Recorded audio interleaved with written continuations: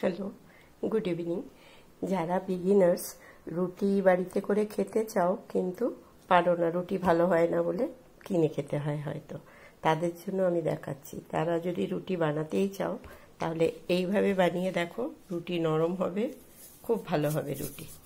যে কোনো আটাতে, প্যাকেটের আটা হোক কি লুজ আটা হোক, যে কোনো আটাতেই এইভাবে বানালে রুটি ভালো হবে।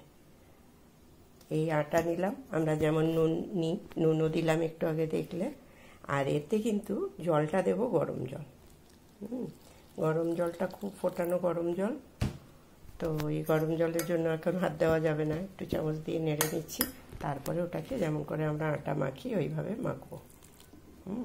তারপরে যার যেমন সুবিধা মতো বেলবে, যতটা পাতলা করে পারো বেলবে, বেলে ফোলাতে হবে। ওটা আমি পরে দেখাচ্ছি। আটাটাকে আগে মেখে নিই, গরম গরমই মাখতে হবে। হ্যাঁ, দিয়ে 15 মিনিটের জন্য রেস্টে রেখে দেবো। বাকি রুটিগুলো বেলে নিয়েছি সব একভাবে। এবারে এখানে ক্যাসরোল রেডি আছে। খানিকগুলো রুটি আমি ভেজেছি আগেই, একটা ন্যাপকিন দিয়ে রেখেছি, এটা মুড়িয়ে রাখার জন্য। গরমও থাকবে আর রুটি তাহলে নরমও হবে। এবার রুটিগুলো একে একে সেঁকে নেব। আমি যখন রুটি করলাম তখন বাজছিল 7:30, আর এখন 9:30। আমি এখন খাবার পরিবেশন করব। দেখো, এখন অবধি রুটি একদম গরম, আর রুটি কত নরমও দেখো।